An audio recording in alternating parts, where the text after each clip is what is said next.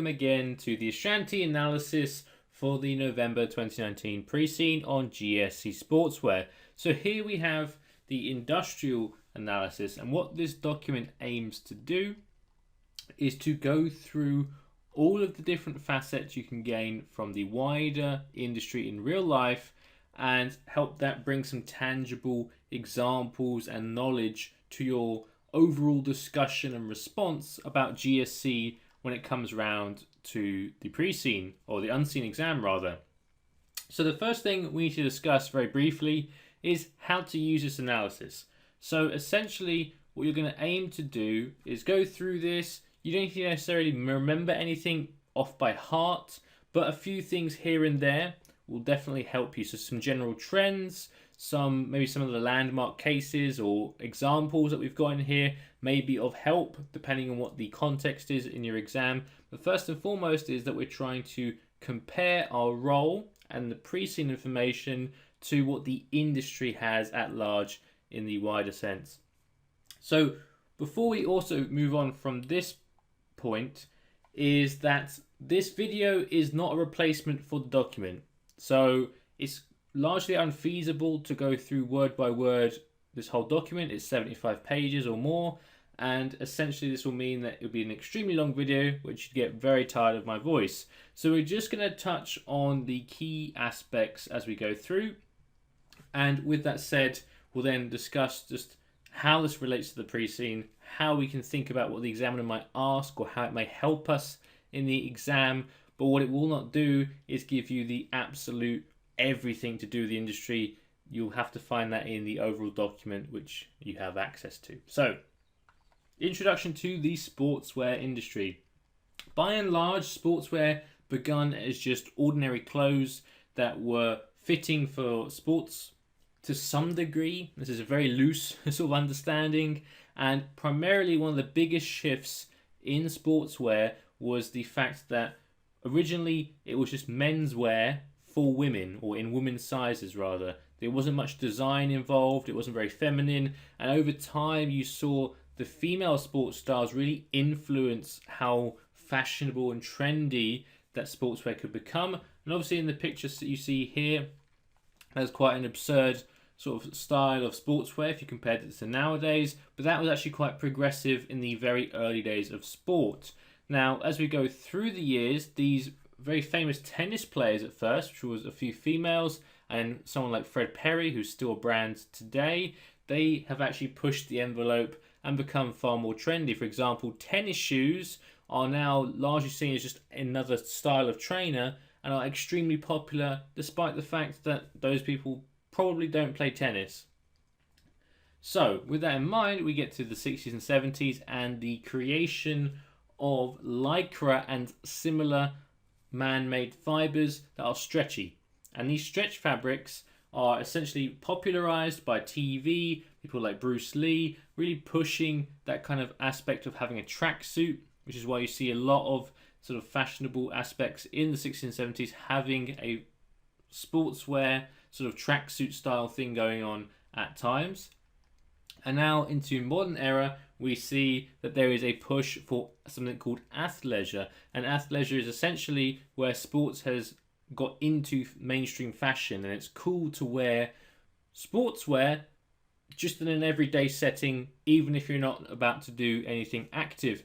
And that is because of the increased awareness of health and fitness and all these kinds of things, but also the strides that activewear has taken to look more and more appealing on the eye.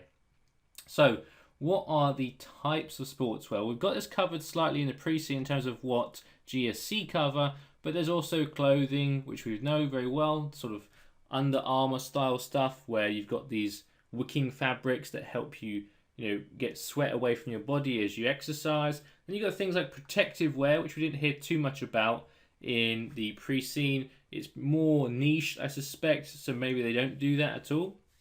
Then there's footwear, and if you have checked out the other videos, you'll have heard me talk about footwear way too much. So we will just say that that's quite a standardized big part of the industry and revenues. And then there's more extreme sportswear again, where it's clothing orientated, but are usually the things that pair up with this protective gear. So if you're snowboarding, you would probably wear a helmet, knee pads, elbow pads, etc. But also a really thick jacket with some ability to keep you mobile, but also keep you warm, because obviously snowboarding is in the snow and it's very cold. So there's lots of specialist niches as well that can also be explored.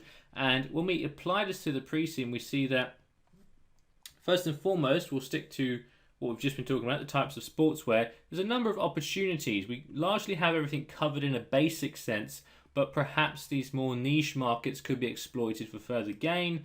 And also we could have maybe more sponsorships with a footwear star to sort of push our footwear, because our footwear is a very, very small portion of GSC's revenues, but in terms of the industry, it's a gigantic sort of big product. So with it being, as low, I think it was 4% off the top of my head going backwards to the analysis videos, for me at least, and that is quite a problem in the sense that the industry is largely going to have these 20+% revenue proportions of their footwear, especially Nike.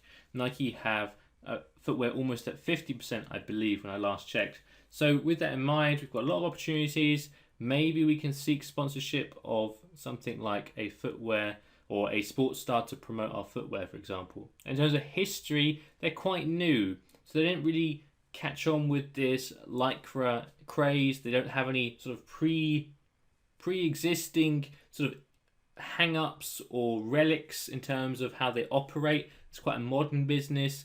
The thing that they haven't been exposed to when they were first founded was this big extreme move to athleisure. In fact, it says in the pre-scene that GSC had a founding because it was apparent that consumers wanted high performance and less fashion in the early 2000s. So with that in mind, we see that the industry has, or the consumer trends rather, have changed ever so slightly, are moving more in that direction away from super high performance and more towards a casual functionality whilst looking very stylish.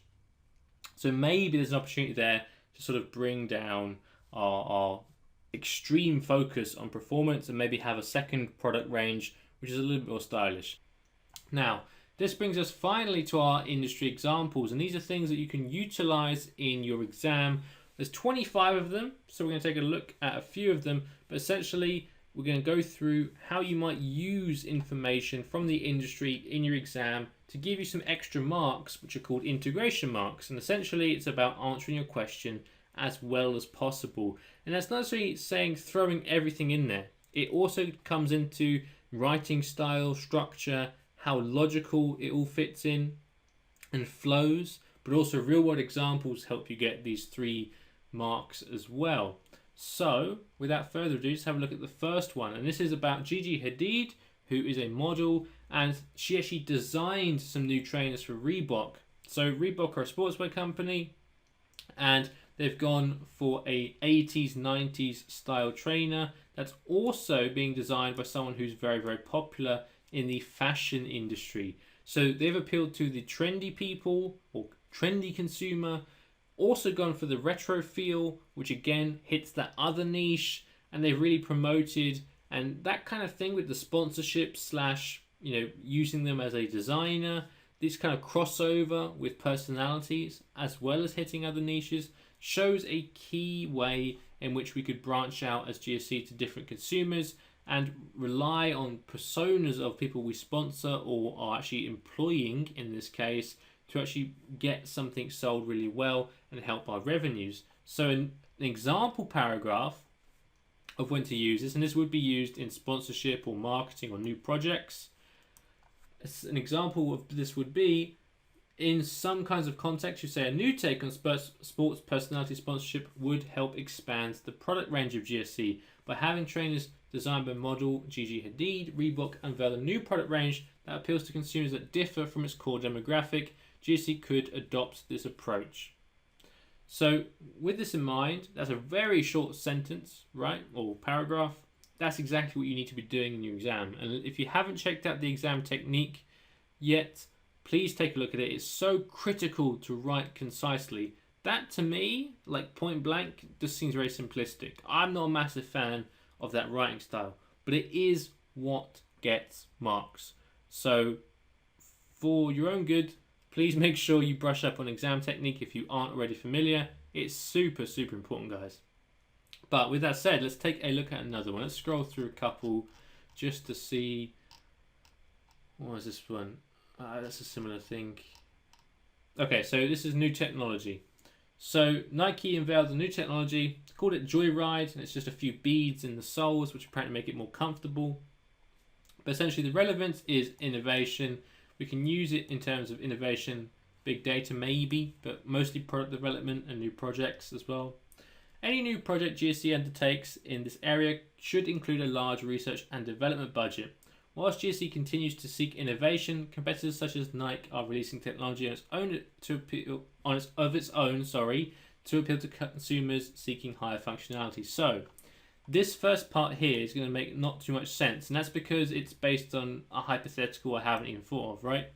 This is just you segueing from the context of your question, making a point, and then using Nike as the reason. So, for example, the previous paragraph to this may have been about footwear, right? Because we've got Nike adding soles or technology to the soles of their footwear. They've also got the stylish factor as well. Nike just have that in abundance because of how well they've been around, how long they've been around for, and the quality. So we might be talking about a new footwear line, and we might be saying, okay, any new project in the footwear area of our products should include a massive R&D budget because Nike are doing blah, blah, blah. That's basically what you're looking to do. Very concise, nothing too fancy, just to really underline your points and help you get those extra marks. Let's take a look at one more. So let's scroll through a couple. Acquisitions. Okay, so this is quite a straightforward one. So a brand called Augusta Sportswear in North America didn't have much to do with headwear, bought a company called Pacific Headwear, which had an established sort of brand in that area.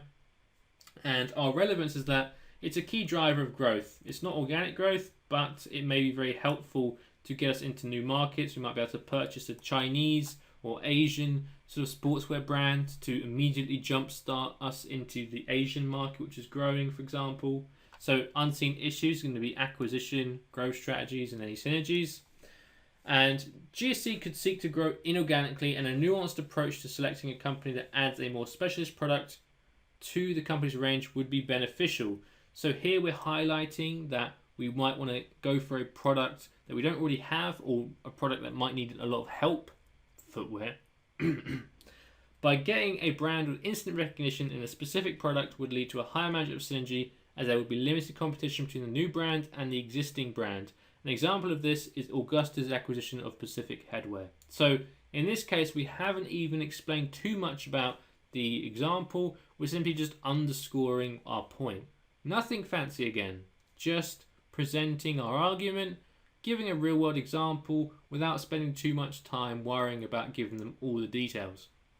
So in this case, we could have spun it as well in a slightly different way about developing markets in different places, and maybe a slightly different acquisition example, but it all meshes in depending on how you use it. Just make sure you use it in places where it's needed or where it's relevant. There's no point using examples if they're just half relevant or semi-relevant. Never write a paragraph just to squeeze in an industry example. Make sure all your paragraphs are relevant, and if you do happen to think of an industry example that fits your point, use it. If you don't force it. Just don't bother. You've got to be really concise and really clear. So with that said, thank you very much for listening to this video. I will remind you one last time that this is not a replacement for the document. If you want to be really, really impressive on the industry, read through it and have a look yourself. But with that said, maybe take some notes, compare them to what I've said, see how it goes, really get a good understanding for it as always. But with that said, this is the last one for me to record. I don't know where you're viewing it in terms of your ordering, but if you haven't already, I hope you check out the other videos to hopefully help you pass your exams even more. But with that said, thank you very much for listening, and I will catch you next time. Hello, it's me again. I just wanted to take a few minutes of your time to first extend my hope that you enjoyed the free sample that you've just viewed, but also to just sort of explain what else a strategy do to help you pass your exams really effectively provided you found our sample particularly interesting and insightful, of course. So, of course, we have a study text for every module, ranging from P1 to F3, and the certificate level is also free on our website. So we have study texts throughout the CIMA course, every module you could hope to study.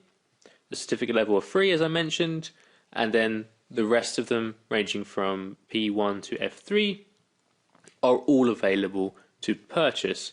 Alongside this, if you're not so much a study text kind of student and you prefer a visual way of learning, we have the course videos. We essentially break down the study text into bite-sized presentations with a walkthrough, and it's a very, very, very engaging way of explaining the course.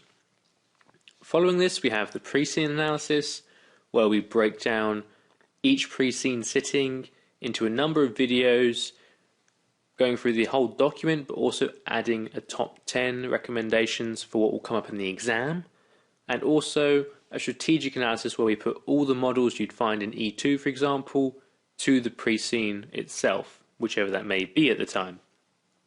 Alongside this, we provide an industry analysis. This is a document and accompanying video which help you give that contextual information in your exam. So, for example, if the pre-scene's on the oil industry, the industry analysis will break down the oil industry, the current topics, trends, issues, what the competitive market looks like, all those kind of aspects, all condensed into one so you can spend your time wisely in your study period. Following on from this, when you actually want to practice all this knowledge, we have mock exams for all of our materials. So StudyText has a generic mock exam based on the module, whereas the pre-scene analysis has mocks available to purchase that are based on that specific pre-scene, that are targeted to the key issues we believe will come up. And if you're not content with just doing those mock exams and practicing that way, we have a marking and feedback system where you can purchase the ability to send in your paper, have it marked by a CIMA qualified accountant, and get personalized feedback on whether you can improve X or Y area.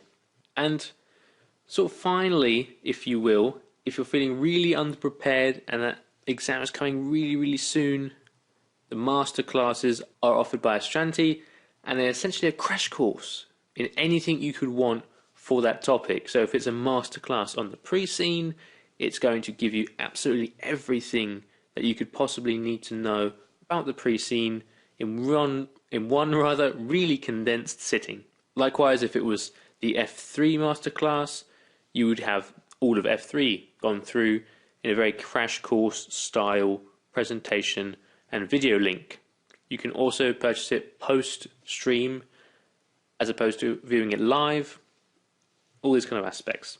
We are very, very confident that these materials will help you get the exam success that you want. So we have a pass guarantee.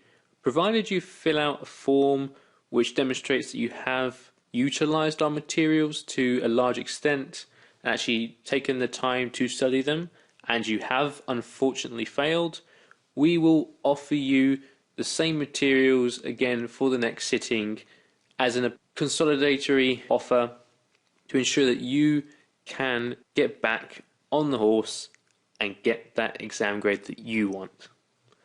With that said, thank you very much for watching the sample video. I hope you enjoyed it and it gives you a lot of confidence in Astranti and your CIMA future.